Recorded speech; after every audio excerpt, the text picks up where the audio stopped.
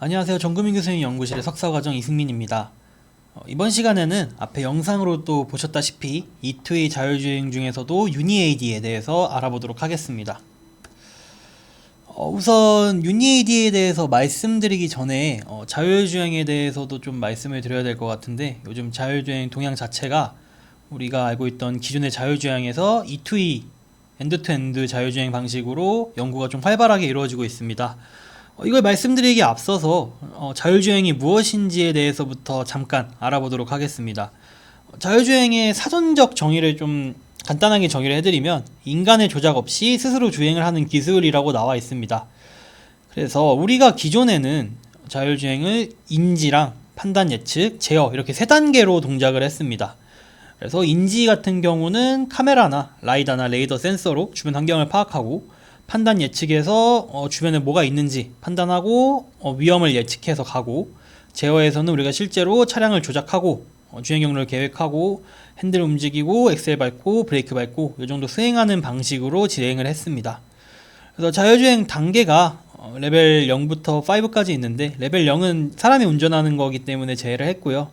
레벨 1 같은 경우는 조향이나 가감속만 가능한 우리가 많이 사용하는 어댑티브 크루즈 컨트롤, 요즘 많은 차에 달려있죠. 이런 부분이 있고요. 레벨 2 같은 경우는 조향이랑 가감속 모두 가능하지만 사고가 났을 때 모든 운전 책임은 사람이 지는 경우입니다. 레벨 3 같은 경우는 특정 조건에서는 차량이 전부 수행하고, 사고가 났을 때에도 책임은 상황에 따라서 어떤 인공지능이 소속된 회사가 질 건지 아니면 운전자가 질 건지 이렇게 결정하는 부분이고, 레벨 4 같은 경우는 거의 모든 경우가 차량이 알아서 운전하는 경우입니다. 그리고 레벨 5 같은 경우는 모든 상황에서 완전 자율주행, 인간이 지금 꿈꾸는 그쪽을 향해서 연구해가고 있는 부분입니다. 참고로 요즘 테슬라 FSD 같은 경우가 한국에 어떻게 좀 어느 정도 허용이 되면서 굉장히 핫한 이슈로 다루어지고 있는데, 테슬라 FSD 같은 경우도 의견이 만반하지만 정확한 기준으로 보면은 레벨 2 아니면 레벨 2 플러스 정도로 보고 있습니다. 몇몇의 의견에서는 레벨 3로 보는 의견도 있기는 한데, 아직까지는 레벨 2에 조금 더 가깝습니다. 그래서 기존 자율주행, 제가 아까 말씀드린 인지랑 판단 예측이랑 제어로 분리된 파이프라인 구조 같은 경우는 각 모듈이 독립적으로 최적화가 될 수 있다는 점은 장점이 될 수도 있고 단점이 될 수 있지만, 이게 한계가 확실하게 존재합니다. 우선 예측 가능한 범위 내에서만 작동한다는 점이 그 첫 번째고, 저희가 모든 상황, 모든 교통 상황, 교통사고 상황, 예외 상황까지 모든 것을 사람이 정의해주고 손으로 코딩해줘야 되는 그런 문제점이 있었습니다. 그리고 만약에 인지 모듈에서 에러가 나왔다 그러면은 뒤에 차례 들어가기 때문에 판단 예측 쪽에 있는 것도 에러가 생기고, 제어에도 에러가 생기고, 하나의 에러가 계속 착착착착 전달이 된다는 점에서 시스템 성능에 대한 좀 한계가 있었습니다. 그렇기 때문에 E2E 자율주행이 등장하게 되었는데요.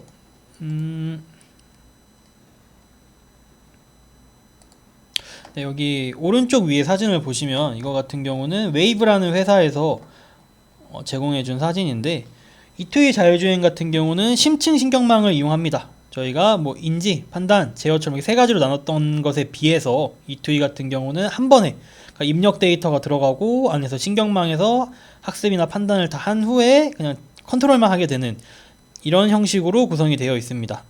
그래서 이게 되기 위해서는 많은 데이터가 필요하게 됩니다. 그래서 E2E 자율주행 같은 경우는 데이터 개수랑 데이터 품질 이런 부분이 굉장히 중요하게 되고요. 그래서 딱 해서 보고 나니까 기존에 있던 모듈러 방식보다 우수한 성능이 나타나더라. 그래서 이걸로 레벨 5 자율주행까지 갈 수 있지 않을까 하는 그런 의견이 있게 됩니다. 이거는 좀 여담인데요. 테슬라도 현재 E2E 자율주행을 지향하고 있는데, FSD V12 같은 경우는 기존에는 30만 줄이 넘는 C++ 코드를 가지고 있었는데, 이 E2E, 그러니까 이 신경망 기준으로 E2E 자율주행 기준으로 바뀌게 되면서 코드 수가 상당히 많이 줄었다고 합니다. 이게 정확히 명시된 건 없는데, 프레드 포프, 우리로 치면 티스토리 같은 데나 링크드인 이런 SNS 같은 데 보면은 2000에서 3000줄 수준으로 줄였다고 주장하는 의견들이 있습니다. 이건 확실한 건 아니고 그냥 세간에 이런 의견들이 있다 정도로 알아주시면 될 것 같습니다. 그래서 여기 보시면은 E2E 자율주행이 사실 요즘 되게 각광받고 있는 기술임은 맞지만, 사실 여기 연도를 보시면 1988년도라던가 2016년도라던가 굉장히 옛날부터 이루어지던 연구였음은 확실합니다. 여기 보시면은 유니에이디가 2023년쯤에 위치를 하고 있는 걸 볼 수 있는데, 그러면 옛날에도 이런 E2E 자율주행에 대한 연구가 활발했는데 왜 유니에이디가 유독 각광받고 그 뒤로 요즘 E2E 연구가 활발하게 진행되는지에 대해서 간단하게 알아보겠습니다. 우선 유니에이디 같은 경우는 E2E 자율주행을 할 수 있게 하는 프레임워크입니다. 그래서 기존에는 저희가 이렇게 인지, 판단, 예측, 제어 이렇게 파이프라인이 구조가 분리되어 있었다면 여기 유니에이디부터는 모듈형 E2E 개념의 확립이라고 되어 있습니다. 그래서 기존에 저희가 인지, 판단, 계획까지의 모듈을 하나로 통합한다는 점이 가장 큰 의미가 있습니다. 그래서 통합된 네트워크, E2E 신경망 안에서 전체 자율주행 파이프라인을 학습하고 실행한다는 점이 가장 큰 의미가 있습니다. 그리고 이 유니에이디 같은 경우는 저희가 기존에 자율주행을 할 때는 센서 퓨전이나 이런 걸 이용해서 카메라랑 라이다, 레이더까지 합쳐서 이런 식으로 자율주행을 많이 진행을 했는데, 유니에이디 같은 경우는 라이더 없이 카메라만으로도 버드 아이즈 뷰를 창출해놨다는 것. 그래서 카메라만으로도 환경도 인식하고 객체도 추적하고 궤적도 예측하고 갖가지 예측이랑 경로 계획 처리까지 한 번에 할 수 있다는 점이 가장 큰 각광받는 이유였습니다. 그래서 유니에이디가 어떤 점에서 의미가 있냐고 좀 살펴보게 되면은, 핵심 모듈, 아까 말씀드렸던 퍼셉션이라던가 프레딕션, 플래닝 이런 핵심 모듈을 잘라서 학습해서 가져온 게 아니라 하나의 프레임워크, 그러니까 풀스택 E2E 프레임워크로 실질적으로 처음 구현했다는 것이 가장 큰 의미가 있습니다. 특히 앞에 퍼셉션이라든가 프레딕션 이런 부분까지는 어떻게 하려는 연구가 많이 보였는데, 플래닝, 경로 계획, 예측까지 이게 구현하게 되면서 굉장히 큰 의미를 가졌다고 알려져 있습니다. 그래서 이렇게 E2E 방식으로 진행을 하게 되면서 모듈 간 오류가 쌓이는 것도 회피하게 되었는데, 아까 제가 잠시 말씀드렸다시피 기존에 파이프라인이 딱딱딱 구분되어 있을 경우는 만약에 요 퍼셉션에서 오류가 생기게 되면은 뒤에 프레딕션이니 플래닝이니 오류가 전파돼서 안정성에 조금 문제가 있습니다. 네, 유니에이디 같은 경우는 신경망에 한 번에 집어넣고 조인트 옵티미제이션, 그러니까 하나의 목적을 향해서 같이 학습하는 과정에서 조금 에러가 생기면은 좀 보정을 해주고 잡아주고 이런 방법에서 조금 오류가 누적되는 문제를 회피할 수 있었습니다.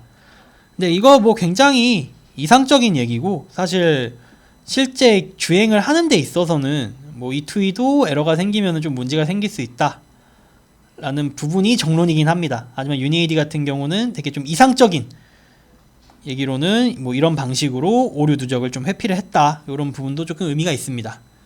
그리고 아까도 말씀드렸다시피 비전 올리, 다른 센서 사용하지 않았고 맵 프리, 기존에 있는 자율주행, 요즘도 웨이모나 이런 부분은 HD 맵 기반으로 많이 자율주행을 진행하게 되는데요. 유니에이디 같은 경우는 비전 올리, 맵 프리, 그러니까 카메라만 사용하고 맵이 따로 없이도 그냥 자율주행이 가능하게 만들었다는 점에서 또 커다란 의미를 가지고 있습니다. 그리고 가장 저희같이 연구하는 사람한테는 가장 중요한 오픈소스가 공개가 되어 있습니다. 그래서 제가 알기로는 이 유니에이디를 기반으로 굉장히 많은 E2E 연구들이 나왔고, 레퍼런스로도 굉장히 많이 사용하는 것으로 여러 논문에 나와 있습니다. 그래서 다시 한번 요약을 해드리자면, 유니에이디는 2023년에 CBPR 논문에 나왔던 파이프라인이고요. 그래서 E2E 통합 자율주행 프레임워크로 알려져 있습니다. 그래서 E2E 연구의 새로운 패러다임을 제시했다고 나와 있는데, 아까 언급 잠깐 드렸듯이 유니에이디를 레퍼런스로 삼는 연구도 굉장히 많고, 아니면 그 유니에이디 기반으로 좀 발전시켜서 나온 논문들도 많았기 때문에 E2E 자율주행을 연구하는 데 있어서는 굉장히 좀 좋은 본보기 사례가 되었다고 생각을 합니다. 뉴신스 데이터셋 기반으로 오픈루프 평가라고 되어 있는데, 말씀드렸다시피 오픈루프 평가이기 때문에 제어까지 한 번에 하는 피드백 요런 쪽은 나와 있지 않고요. 그리고 뉴신스 데이터셋 관련해서도 좀 할 얘기가 많은데, 그러면 시간이 좀 넘칠 것 같아서 이런 데이터셋 관련된 영상도 나중에 한번 올리도록 하겠습니다. 그 스테이지 2는 부분적 공개라고 되어 있는데, 이게 유니에이디가 스테이지가 총 3개로 나눠져 있습니다.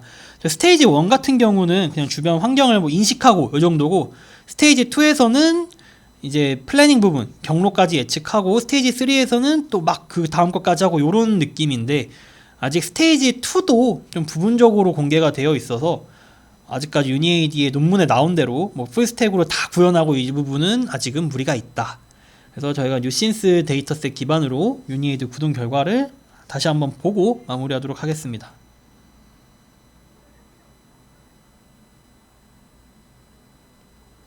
네, 이런 식으로 객체 인식도 하고 주변 환경을, 자동차나 이런 거를 인지하고 있는 모습입니다.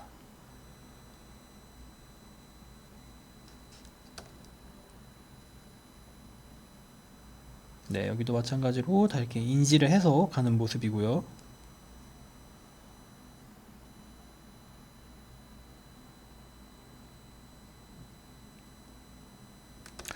네, 이 정도 보시면 될 것 같고, 다음에는 제가 아마 자율주행 E2E 관련된 연구가 굉장히 많이 있습니다. 오픈소스로도 많이 있고, 아까 말씀드렸던 데이터셋에 관련돼서 할 얘기도 좀 있는 부분이고요. 그런 부분들을 하나하나 말씀드리면서 지속적으로 소개해드리고, 시간이 나면은 제가 했던 연구들도 한번 보여드리는 시간을 갖도록 하겠습니다. 네, 감사합니다.